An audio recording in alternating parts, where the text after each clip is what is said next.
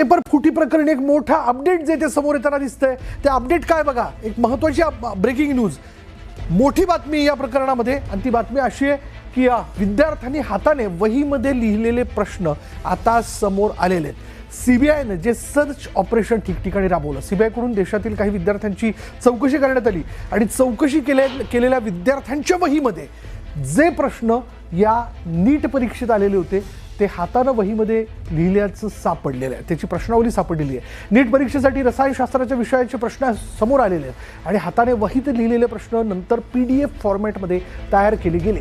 अटकेत असलेल्या आरोपीने विद्यार्थ्यांना गेस्ट पेपर नावाखाली हे प्रश्न दिलेले होते. रसायनशास्त्राचे प्रश्न हेच 3 मे रोजी झालेल्या मुख्य परीक्षेच्या पेपरमध्ये आल्याचं निष्पन्न झालंय. विद्यार्थ्यांनी हाताने लिहिलेली प्रश्नावली देशभरात PDF फॉर्मॅट माध्यमातून पाठवली गेली.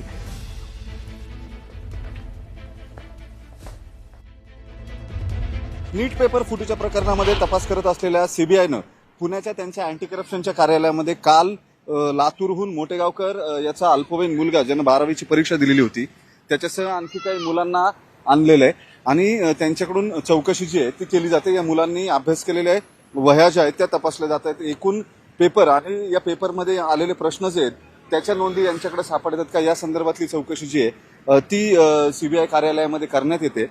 या सगळ्या प्रकरणामध्ये आणखी कशा पद्धतीनं वेगवेगळ्या विषयांच्या प्रश्नांची मालिका जी आहे ती या विद्यार्थ्यांकडे आलेली होती किंवा त्या प्रश्नांची माहिती या विद्यार्थ्यांना कशा पद्धतीनं देण्यात आलेली होती, हाताने लिहिलेले काही पेपर्स आहेत, वह्यांमधल्या नोंदी आहेत, या सगळ्या गोष्टींचा तपास जो आहे त्याचं व्हेरिफिकेशन या मुलांकडून सीबीआयच्या या कार्यालयामध्ये सुरू आहे. मोटेगावकरला अटक झाल्यानंतर आणखी काही विद्यार्थी जे आहेत त्यांनी केलेल्या आर्थिक व्यवहार जे आहेत त्या व्यवहारांची तपासणी जी आहे ती केली जाते आणि त्यातून नेमका किती रुपयांना कशा पद्धतीनं हा पेपर विकला गेला किंवा मग पूर्ण प्रश्नपत्रिकेच्या ऐवजी प्रश्नपत्रिकेचा एक मोठा भाग या विद्यार्थ्यांना आधीच देण्यात आलेला होता.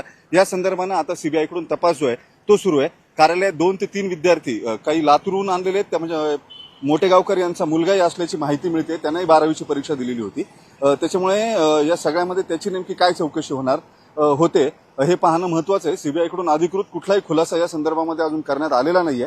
त्याच्यामुळे नेमकी त्याची चौकशी कुठल्या कारणाने केली जाते हे स्पष्ट होऊ शकलेलं नाही. व्हिडिओ जर्नलिस्ट सचिन अन्सटेसह वैभव सोनवणे, न्यूज 18 मराठी.